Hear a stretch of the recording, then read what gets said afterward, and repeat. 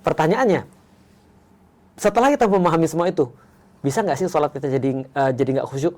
Kalau yang dimaksud khusus adalah khusyuk untuk sholat, maka sholat itu ada trigger-triggernya. Contohnya misalnya, wudhu itu trigger.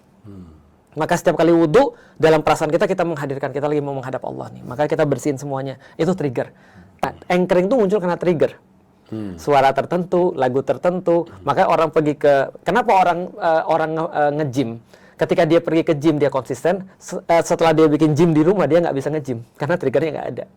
Triggernya ketika dia turun dari mobil, pakai sepatu gym, lalu kemudian masuk dengan suara seperti itu, musik seperti itu, bau yang seperti itu membangkitkan satu kondisi mental tertentu. Sholat sama mas, persis.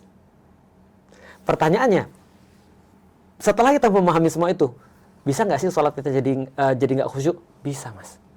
Karena khusyuknya sholat itu kayak pulsa isi ulang. Gimana tuh? Jadi ini aku sendiri, aku kata yang lain ya. Tapi gini, begitu aku terus kemudian nggak memahami lagi dengan khusyuk, maksudnya khusyuk itu tidak aku isi lagi, maksudnya bahwasanya aku ini melakukan sesuatu untuk apa, back to basic lagi. Sebenarnya kamu tuh ngapain sih sebenarnya? Nah itu mulai lagi jadi nggak khusyuk. Khususnya ketika aku sudah banyak urusan-urusan duniawi. Jadi mesti diisi ulang? Diisi ulang. Pemahamannya kita refresh lagi. Untuk apa sih kita melakukan semua ini?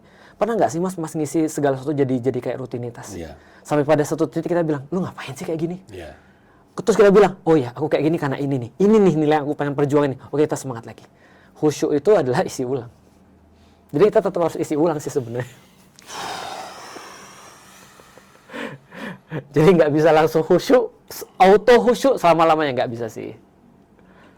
Ya, tapi itu juga jadi ruang untuk kita bilang sama diri kita sendiri. Kalau lo pengen khusyuk terus, belajar terus. Ya. Poin itu kan.